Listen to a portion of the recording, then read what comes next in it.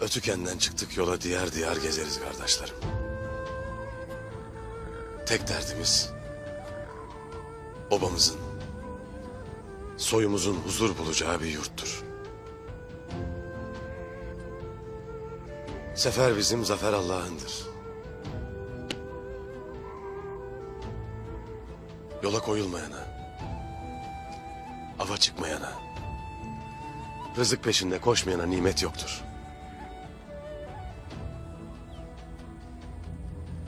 İnşallah biz aradığımızı buluruz. İnşallah beyim. Eyvallah. Eyvallah beyim. Eyvallah beyim.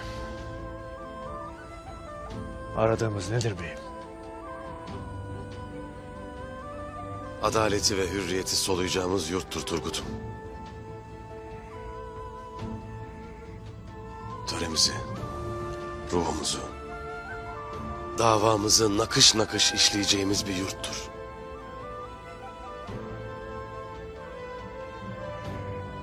İçimdeki deli taylar bana öyle bir şey der ki, bu yolculuk şimdiye kadar çıktığımız hiçbir yolculuğa benzemeyecektir.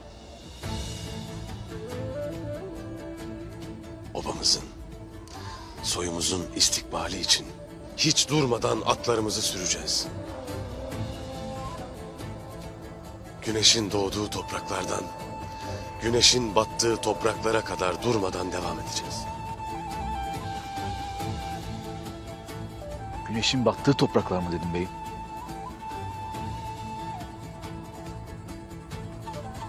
Bizans'ın, Haçlıların hüküm sürdüğü diyarlar. Allahu Ekber!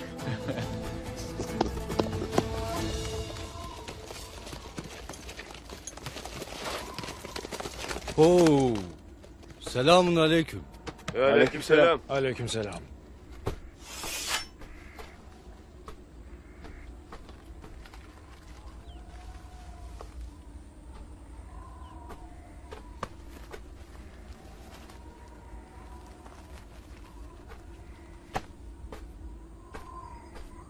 Tövbe tövbe kardeş. Nereden çıktın sen yine? Çıkana değil, çıkartana bak. Gelene değil, gönderene bak kardeş. Gelenden de gönderenden de Allah razı olsun.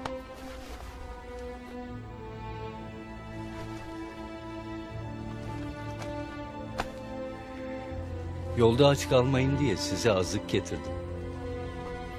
Eyvallah. Eyvallah.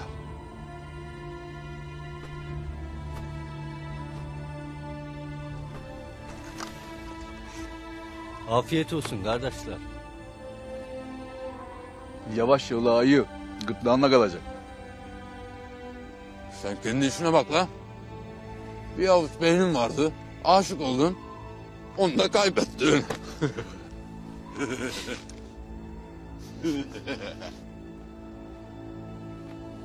Beyim, müsaaden olursa ben de sizinle gelsem.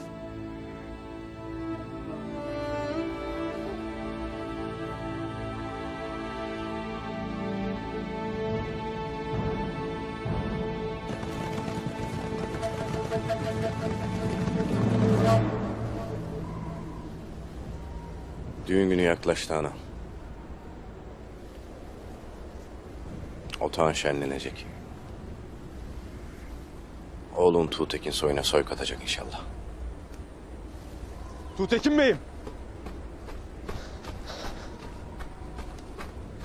Söyle Boğaç. Beyim. Hamza kaçmış. Sen ne dersin Boğaç? Nasıl olur böyle bir şey? Bilmiyorum beyim. Allah kahretsin. Kayılar yine yaptı yapacağını. Obayı yol geçen anla çevirdiler. Yürü.